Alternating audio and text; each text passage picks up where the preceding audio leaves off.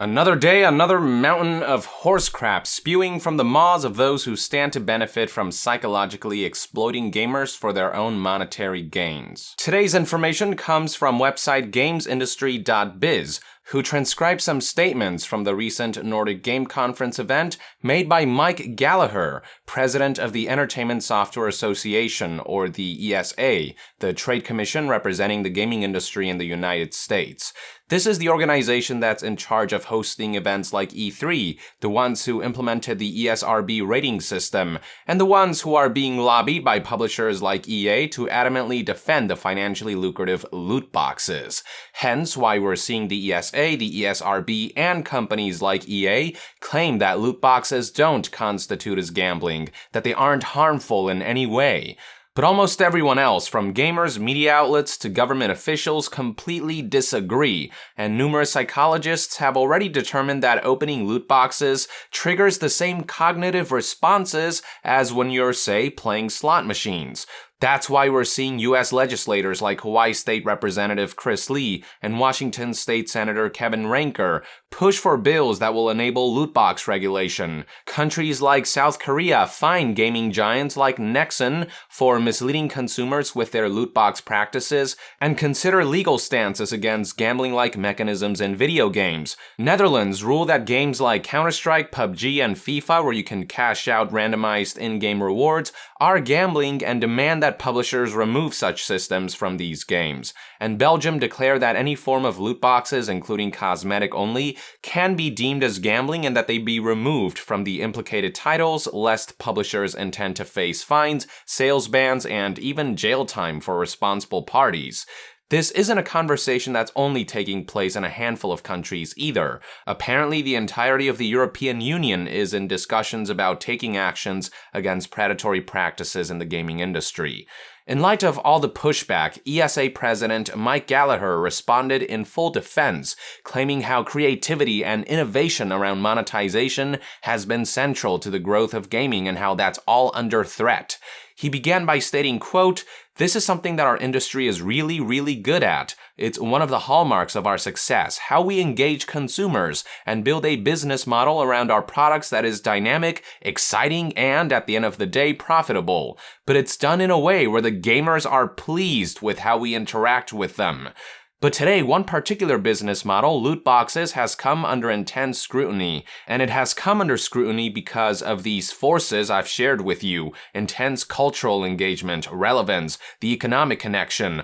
All of these forces, when you align them together, lead to the interest of government. Wow, where do I even begin picking this apart? Engage consumers? Gamers pleased with how we interact with them? Has this dude been paying attention to anything that's been happening these past few months? Is he honestly claiming that gamers are pleased with the current trend, that we were overjoyed with how games like Battlefront 2 and Destiny 2, among others, launched? Games whose potential were completely tarnished by shady monetization tactics? This is why the ESA, the ESRB, and the publishers that lobby them have lost all credibility. They insist on remaining willfully ignorant. Gallagher also speaks as if the issue of loot boxes was instigated by the government, but in reality, it's the consumers who first raised their pitchforks. This isn't the same as, say, the US government trying to scapegoat blame for the acts of violence occurring in their own backyard by trying and failing to sell the false narrative that violent games are the direct cause. That's government bullshit that almost nobody's buying into. Very few are in support of censoring games.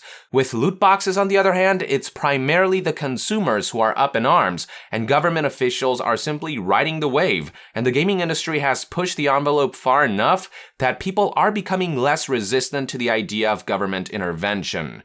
Gallagher then proceeded to talk about how government regulation would result in power being taken away from the industry, stating how this, quote, "challenges our industry's freedom to innovate and impairs our ability to continuously test new business models, which drive creativity and engagement with our audience."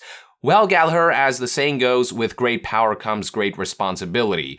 If the gaming industry cannot use the power it holds responsibly, if it intends on exploiting that power to feed their avarice, then maybe it deserves to have some of its power taken away. Gallagher also talks about innovation of business models, but innovation and ethics don't always go hand in hand now, do they? One could argue that the hundreds of billions of dollars drug industry that was built on the backbone of producing and selling highly addictive illegal drugs is innovative, but that doesn't make it morally outstanding now, does it? Not trying to say that loot boxes equate to illegal drugs, I'm just trying to make the point that there are both good and bad forms of business innovation. The only innovation that loot boxes has brought about is cheaper, faster, more exploitative ways to fill the wallets of corporate heads, while the consumers are left to bite the dust with inferior products, compromised by shoehorned glorified gambling mechanisms that take the enjoyment and satisfaction out of properly progressing through a game and obtaining its rewards. The scams are certainly getting more creative, but the games sure as hell aren't. Moving on, Gallagher proceeded by playing the "it's optional" card, claiming that games with loot boxes can be played and enjoyed in full without the need to interact with those systems. Yeah, tell that to Battlefront 2, Destiny 2, Need for Speed Payback, NBA 2K18, Forza Motorsport 7, and Middle-earth Shadow of War players, among many others, who felt like their enjoyment of their games was vastly diminished by such systems. Gallagher then added, quote, "Most importantly, these in-game transactions are not gambling. Video games never take money from a player and leave them with nothing. They never do. Players always receive an in-game feature that aids in customizing their experience. When you look at the definitions of gambling throughout the world, and how this is done and how it's regulated in places like Las Vegas and the US, it's quite different to the mechanism with loot boxes in games." So the excuse of loot boxes always award you something is one that I've heard used many times, but it holds no ground when you consider how loot boxes are often designed to award duplicate items that often grant you nothing or next to nothing via minuscule amounts of in-game currency. If casinos made it so that every time you gambled, you got a complimentary penny, would that suddenly mean that it's no longer gambling because you are guaranteed some kind of reward? Of course not. That would be ludicrous. Not to mention that what people consider valuable, especially in video games, is entirely subjective. Someone may find one specific rare item particularly valuable in their eyes, cosmetic or otherwise, and may stop at nothing to obtain it, even if it means spending tons of money rolling the dice over and over and over again, and it's these types of people that loot boxes are targeted at. Yes, the law hasn't fully caught up yet for loot boxes to fit the legal definition of gambling, but for all intents and purposes, when you buy a loot box, you're spending hard-earned money and taking a risk in the hope of a desired result. That's literally what gambling is. It doesn't matter what you call it legally, what matters is that these systems are a problem and can have an adverse effect on not just the quality of our games, but also the people who partake in them, especially those who are susceptible to addiction. Gallagher also has some nerve touting the ESRB as one of the organizations that deliberated loot boxes aren't gambling. Considering the ESRB as a subsidiary of the ESA, no shit, they'll just simply say whatever the ESA wants them to say in that little echo chamber of theirs. Gallagher then expressed his belief that it should be up to developers to choose their business model and shape it according to instantaneous feedback and consumers telling you if something is right or wrong by their participation, declaring that those that get it right will be rewarded and those that don't won't. The thing is though, consumers have made it perfectly clear that getting it right means no chance-based monetization systems whatsoever in our games, and yet the gaming industry refuses to budge on the matter, insisting that they're to our benefit, that they offer player choice and whatnot. But as long as they're raking in fat stacks, consumer feedback really means nothing to greedy game publishers. The only reward that matters to them is revenue, and in that regard, even those who aren't getting it right are being rewarded handsomely because that's just how easy it is to make money from glorified gambling, so they have no reason to change their attitude or approach. As an example, despite the backlash that Star Wars Battlefront 2 garnered, EA still had their most profitable year yet in 2017, which is why Andrew Wilson didn't so much as blink when he declared that his company would be pushing forward with loot boxes, particularly for their biggest cash cow, FIFA Ultimate Team. The malevolent beauty of loot boxes is that even if you get it wrong, even if you piss people off, even if you implement them in ethically questionable ways, they will end up making tons and tons of money, and the more underhandedly and predatorily they're implemented, the more cash they can potentially milk. And that's just an endless vicious cycle that reinforces itself. Gallagher then went on to say how their goal moving forward is to quote-unquote educate leaders and policymakers about the ratings and parental tools that exist to protect players. It's rich hearing this buffoon talk about educating policymakers when it is the policymakers who have thus far presented ample research on how they deliberated that loot boxes can in fact be harmful or constitute as gambling, while the ESA, the ESRB, and EA have yet to make a proper stance for their case. Not to mention all the lies and twisted facts they have presented, like EA's recent statement on how loot boxes in games like FIFA don't allow players to cash out in-game items, when you can absolutely do that through third-party websites. Sure, these sites aren't sanctioned by EA, but it was still the publisher who enabled the platform for real-world gambling to run rampant with the Ultimate Team card pack system. Gallagher then discussed some of the specific measures that the gaming industry has taken to protect players, like the establishing of the International Age Rating Coalition, comprised of rating boards from all over the world, including ESRB, PEGI, and many others, and how the ESRB recently introduced an in-game purchases label for games that feature any form of additional sales of digital goods. The establishment of the IARC is nice and all, but none of the ratings boards have really been doing their due diligence as far as gambling-like mechanisms in games is concerned. Both ESRB and PEGI have gone on record to declare that loot boxes aren't gambling without showing any signs that they have seriously looked into the issue. It's not that they aren't aware that the issue is real, mind you, they're just saying whatever they need to say in order to keep their precious loot boxes alive. As for the ESRB's introduction of the in-game purchases label, Gallagher boasted about how it was done relatively quickly, how the controversy erupted in November 2017, and by April 1st they had implemented significant changes to the rating system that were designed exactly to address the challenge of being proactive about recent backlash. First things first, this is a controversy that has been building up since way before November 2017, far before the Battlefront 2 controversy, so the response time has actually been pretty shit. The only difference with Battlefront 2 was that the backlash was for once disruptive enough to finally make game publishers blink. But make no mistake, gamers have been complaining about loot boxes for many years now. More importantly, the changes that the ESRB implemented are insignificant, and they do not address any concerns. As I've pointed out in past videos, the in-game purchases label does not differentiate between games that offer upfront, reasonably sold digital products like expansions, DLCs, or in-game items versus those that contain gambling-like mechanisms. The label could apply to almost any modern-day game, regardless of whether they're predatory or not, as most games these days contain some form of digitally purchasable additional content. I'll remind you, this isn't the ESRB being dumb, this is them being deviously cunning. By introducing intentionally useless solutions, they're trying to make themselves look like they're being proactive about complaints to mitigate bad press, all while ensuring that the gaming industry's new favorite cash cow isn't compromised. Up next, Games Industry's article relayed how during the Nordic Game Conference, one question they asked Gallagher was if the gaming industry shouldn't take the path of least resistance, considering what's recently happened with the General Data Protection Regulation enacted by the European Union. For those who aren't familiar with the GDPR, you know all those privacy policy updates you've been getting in your email as of late? You have the GDPR to thank. The short of it is that the new legislation requires that companies who collect, store, and process data and information on residents of the European Union be more open about the data they have and who they share it with. It's something that had been sitting in the back burner since April of 2016, but after the Cambridge Analytica and Facebook controversy, push for its implementation kicked into full gear, and it finally went into effect just a few days ago on May 25th, 2018. While the new regulation only affects citizens of the European Union, it had a wide-reaching effect for companies around the globe, forcing them to change their privacy policies across the board, hence the recent bombardment of emails.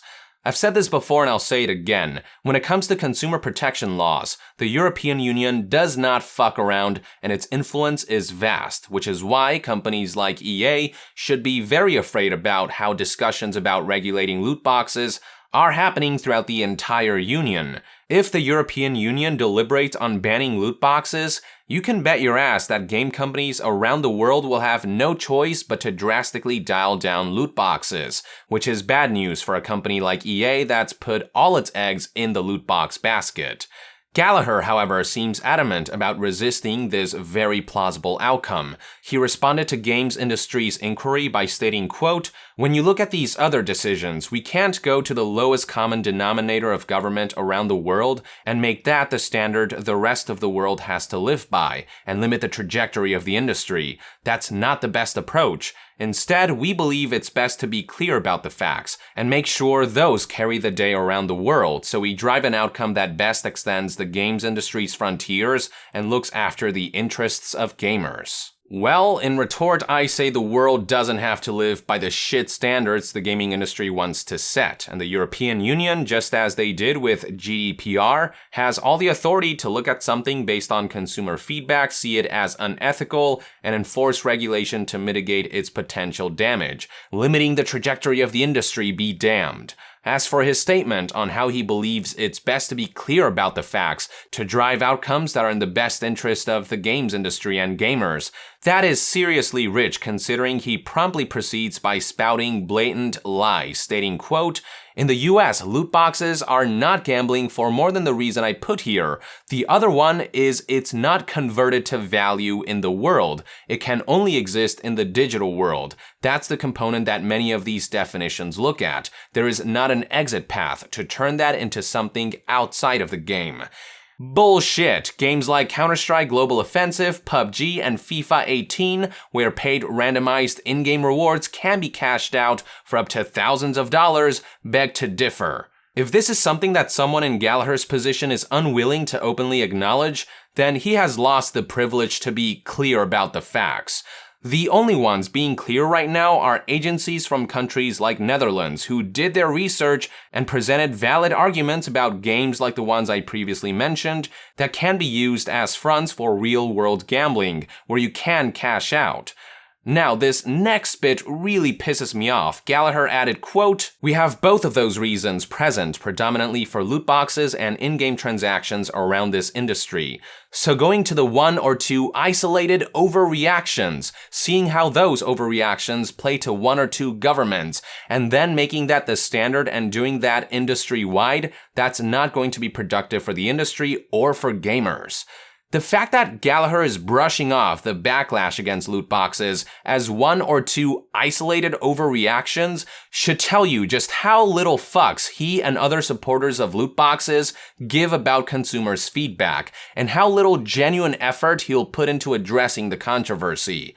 I should also remind you that it's not just one or two governments who are responding. The entire European Union is already in discussions, and we're seeing a ripple effect across other continents like Asia, where countries like South Korea are already looking into legally regulating loot boxes after discovering numerous companies using false advertisement to psychologically manipulate and lure people into making loot box purchases. Gallagher claims that government regulation won't be productive for the industry or for gamers, but with the kind of apathetic attitude that he and others like him are displaying, and given how clear it is that the gaming industry will do nothing, I would argue that it's the most productive thing that could happen at this point. Gallagher concluded with one last call to action, asserting, quote, "Let's inform first, continue to self-regulate, and move ahead that way. It's worked great for us over the last 20 years. That's the prescription we should use going forward. There is additional things we can do, and we'll look at those over the course of time. But it's only been since April that we have implemented the change. We should give it a chance and see how it plays out." I don't disagree that it would be great if the gaming industry could remain self-regulated, as it has worked well for a while. But once the loot box craze kicked in, once the gaming industry became unwilling to act in the best interest of consumers despite all the backlash, self-regulation suddenly became less viable. This rampant industry that thinks it can get away with anything needs some form of oversight, someone or something to keep them in check. At the very least, there needs to be a system in place to mitigate the potential harm loot boxes can cause, whether it's via age restrictions, disclosure of odds, or labels informing potential adverse effects on underdeveloped and developed minds alike. Alcohol and cigarettes are age-restricted and can only be sold by vendors with the appropriate licenses. Casinos have their own set of age restrictions, regulations, and license requirements. And even food has systems in place to ensure that everything's up to health code and that contents are fully disclosed in packaging. With loot boxes, on the other hand, it's open season. There's no system in place, nothing to keep game companies from exploiting the mechanism. So no, Gallagher, simply saying we'll look into it over the course of time is not enough, and we will not simply sit idly by and give it a chance and see how it plays out, especially when game companies are still insisting on pushing forward with loot boxes or calling backlash and feedback from consumers isolated overreactions. Gallagher can fuck right off with his willfully flawed logic, willfully erroneous facts, and willfully empty reassurances.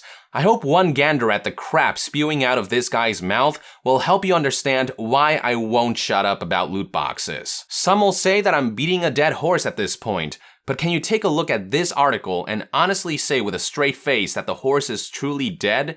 It's certainly a little bit wounded, as noted by how some developers are retreating from loot boxes and using their absence in games to gain positive PR. But the horse is far from dead. It's still alive and well and kicking hard, and if we don't keep fanning the flames of this conversation, we would only be helping Gallagher make the case that the recent backlash was simply one or two isolated overreactions. We all know this issue has pervaded gaming for years now, and it's only after EA's royal fuck-up with Battlefront 2 that it's gained some significant traction. So don't let your guard down, stay on your toes, stay vocal, and remain on the lookout for whatever bullshit game publishers and developers may be scheming to pull from behind the scenes. With that, I would like to end this news update and discussion. Thank you for tuning in.